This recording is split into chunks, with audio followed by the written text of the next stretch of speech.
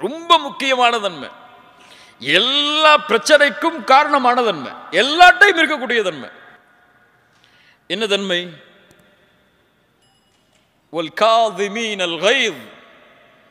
கோபங்களை அவர்கள் விழுங்குவார்கள். முத்தகின்கள் யார்? கோபங்களை விழுங்குவார்கள். என்ன அர்த்தம்? கோபப்பட மாட்டார்கள். கோபப்படாமல் இருந்தால் எது கிடைக்கும்? எது கிடைக்கும்?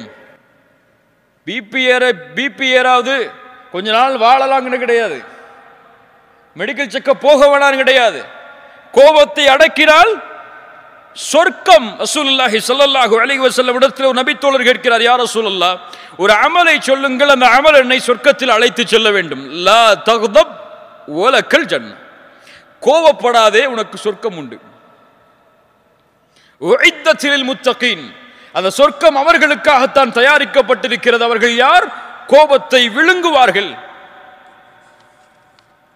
ரசூலுல்லாஹி ஸல்லல்லாஹு அலைஹி வஸல்லம் சொன்னார்கள், ரொம்ப அழகான ஹதீஸ், யார் ஒருவர் கோபத்தை கட்டுப்படுத்துகிறாரோ, அதை வெளிப்படுத்துவதற்கு தகுதி இருந்தும், வெளிப்படுத்த முடியும் என்ற நிலைமை இருந்தும் யார் கோபத்தை கட்டுப்படுத்துகிறாரோ, அல்லாஹ் ரப்புல் ஆலமீன் நாளை மறுமையில் படைப்புகளுக்கு முன்னால் அவரை அழைத்து சொல்லுவான், ஹூரிலின் பெண்ணில் எந்த பெண் உனக்கு தேவையோ எடுத்து செல் என்று.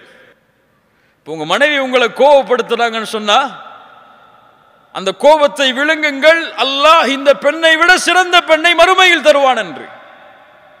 ஹூர்லின் உண்டுன்னு சொல்லி அமைதியா இருந்துடணும். இல்ல மாஷா அல்லாஹ். கண்ணியத்துக்குரியவர்களே, வல் காதிமீனல் கைத் என்றால் என்ன? கோபத்தை விழுங்குவது என்றால் என்ன? கோபத்தை அடக்குவதற்கும் விழுங்குவதற்கும் என்ன வித்தியாசம்? என்ன வித்தியாசம்? ரசூலுல்லாஹி ஸல்லல்லாஹு அலைஹி வஸல்லம் இடத்தில் ஒரு நபித்தோழர் வருகிறார், உம்மி மக்தூம், கண் தெரியாத நபித்தோழர். யார் இவர்? உம்மி மக்தூம் யார்? இவருக்கு என்ன வேலை சமூகத்தில்? அதான் சொல்லுவார். பிலால் அவர்களும் இவர்களும் முஅத்தின். கண் தெரியாத நபித்தோழர் ரசூலுல்லாஹி ஸல்லல்லாஹு அலைஹி வஸல்லம் குறைஷி பெரிய தலைவர்களோடு பேசிக் கொண்டிருக்கிறார்கள். இவர் வருவதை பார்த்தவுடன் அபஸ வ தவல்லா, மனிதர் வந்த பொழுது முகம் சுளுத்தீர்கள், திரும்பிக் கொண்டீர்கள். அபஸ என்றால் அரபி மொழியில் முகம் சுளித்தல் என்றால் உபூஸ். இந்த கோவப்பட்ட அந்த நெத்தியில 2 கோடு வரும்ல, நெத்தியை சுருக்கடா, இந்த கோடுக்கு தான் உபூஸ்னு சொல்லுவாங்க அரபியில. அந்த நிலைமையில் முகம் சுளித்தார். அபஸ வ தவல்லா, அவ்வளவுதான் செஞ்சாங்க ரசூலுல்லாஹ்.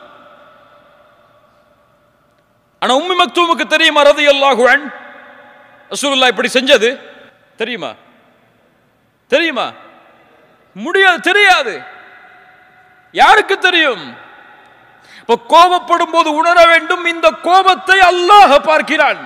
அவனுக்கு தெரியும், அவனுக்கு இது பிடிக்காது.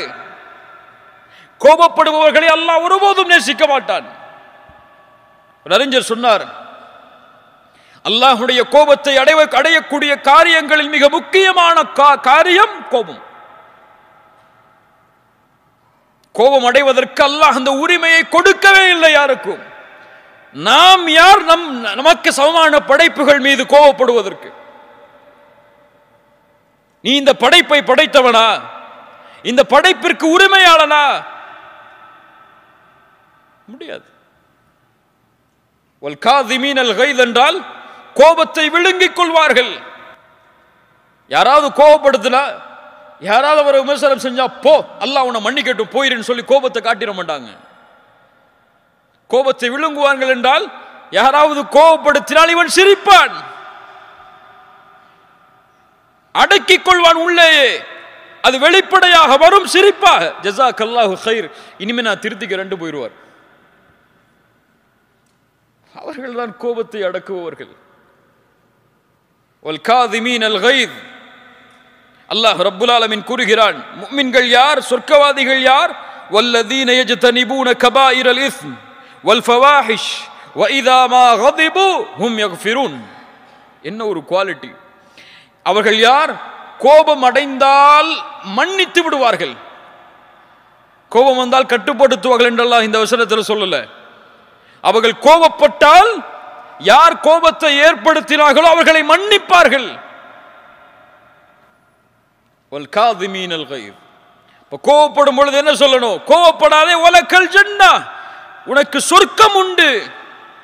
அது முக்கியமா? இந்த கோபத்தை அவருக்கு வெளிப்படுத்துறது முக்கியமா? நீ பலசாலி நீங்க நிரூபிக்கிறதுக்கு முக்கியமா? உனக்கு சொர்க்கம் முக்கியமா? இப்ப முத்தகீன்கள் கோபத்தை விழுங்கிக் கொள்வார்கள். எம்முடைய கோபத்தை கட்டுப்படுத்தினால் அல்லாஹ் எம் மீது இரக்கம் காட்டுவான். பிறரை நாம் மன்னித்தால் அல்லாஹ் எம்மை மன்னிப்பான். அல்லாஹ்விற்காக பாவத்தை துறந்து அல்லாஹ் என்னை பார்த்து கொண்டிருக்கிறான் சதா நேரமும் என்ற எண்ணத்தை கொண்டிருந்தால் அல்லாஹ் இந்த பூமியிலும் மறுமையிலும் சிறந்த வாழ்வை எமக்கு ஏற்படுத்துவான். அவர்களுடைய வாழ்வுதான் தக்குவாவை சுமப்பவர்கள் வாழக்கூடிய வாழ்வு. அல்லாஹ் நேசித்த வாழ்வும் அதுதான். அல்லாஹ் ரப்புல் ஆலமீன் இப்படிப்பட்ட வாழ்க்கையை எம்முடைய வாழ்வில் வாழக்கூடிய வாய்ப்பை அல்லாஹ் எனக்கும் உங்களுக்கும் தருவானாக. ஜஸாக்குமுல்லாஹு கைரன், பாரக்கல்லாஹு லக்கும். அகூலு கௌலி ஹாதா அஸ்தக்ஃபிருல்லாஹ லீ வலக்கும். அஸ்ஸலாமு அலைக்கும் வரஹ்மத்துல்லாஹி வபரகாத்துஹு.